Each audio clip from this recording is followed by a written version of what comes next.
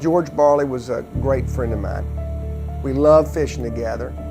We loved fishing in Florida Bay. So they went out to Sandy Key Basin, which used to be a beautiful, crystal clear, almost aquarium-like place to fly fish for tarpon. And all of a sudden, where we're fishing, we realize we're in the middle of this algae bloom and there's nothing alive under it. And George was so angry, literally, I thought his face was going to turn purple. They were literally witnessing the implosion of Florida Bay. All the problems in the Everglades were a consequence of decisions made in the 40s and 50s to engineer the Everglades. Instead of water flowing south from the lake into the Everglades, it was sent east and west to the estuaries. The thinking was we could create an economic paradise in South Florida and have large swath of land reclaimed from the Everglades for agriculture and for development. And in reality, that economic miracle came true. 8 million people live in South Florida, but it came at a cost, and the paradox is that the cost was so high that it imperils the future of all of Florida. It's as most things start in your own backyard. Their backyard was Florida Bay, and they were trying to figure out what was happening to it. How could this be? What was happening? What was causing this beautiful place and nature to just go away and become a cesspool? And what they found out is people were focused on birds, or they were focused on just water, or they were focused on the trees. Nobody was focused on the big picture. The Everglades themselves were undergoing fires and droughts and massive floods. The reality was that the entire ecosystem was dying. And so that's when they decided to form the Everglades Foundation.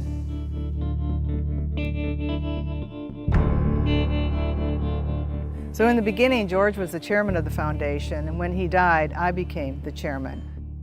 We all knew that this fight was the most important thing to him, and we weren't going to stop working until we achieved our original vision. I went to see Paul, and we went over everything that we'd been through, and that's when we decided to go ahead and make a difference in how the Comprehensive Everglades Plan was adopted. The Comprehensive Everglades Restoration Plan laid out a roadmap how we can fix and save the Everglades. Over the next 10 years, Mary worked tirelessly to get CERP passed.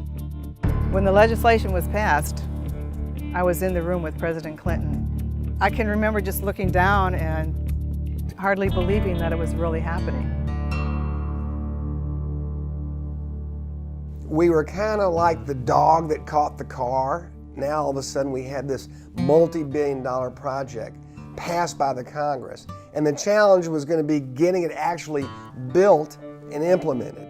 The board of directors of the Everglades Foundation made a conscious decision to reinvent the organization with a science basis. And that decision alone single-handedly changed this whole debate.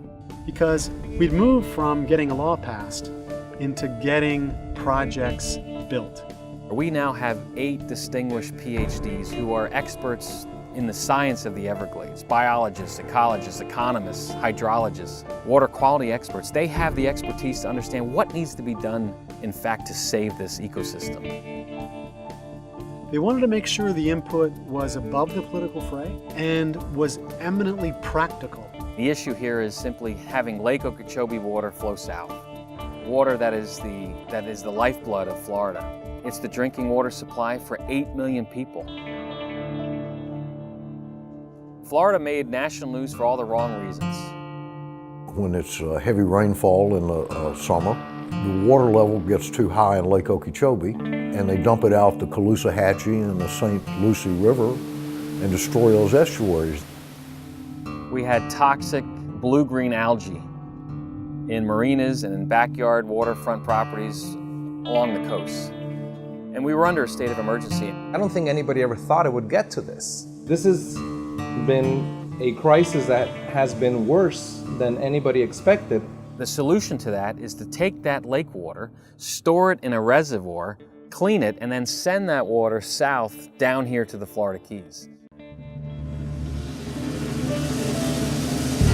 I was disgusted, and I called Eric, and we put a group together, and we met here in Alamorado.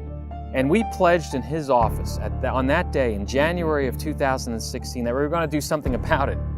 So the Now Everglades Coalition was formed, and it's an incredible coalition because it brought together all of the citizens of the state of Florida. We reached out to the business community. We talked to realtors, to anglers, to boaters, to individuals who make a living because of the Everglades. Local politicians and local people of influence and the chambers of commerce and the hotel industry are beginning to understand that without this, they're not going to exist. With political support now in Tallahassee, we are on the verge of having a project that we've been 18 years in the waiting, a reservoir south of Lake Okeechobee where lake water can be stored, cleaned, and that water can be sent south. But even though we have now support in Tallahassee, the fight's not over. We need to stay focused and united to make this finally happen, or they'll find a way to stop it. It was our board of directors who said we must begin to educate the next generation. Our newest initiative is the Education Initiative. It has caught all of us by surprise at how successful and how effective it has been. We are targeting children in kindergarten all the way through their senior year. We need to have them understand what it really means to them, their future with their children, their grandchildren. And we are now in 20 school districts across Florida and growing. A program that has trained some 3,000 teachers, brought lesson plans to 65,000 students across this state. And as we educate these future generations, we will give them the tools to continue the fight that we're in.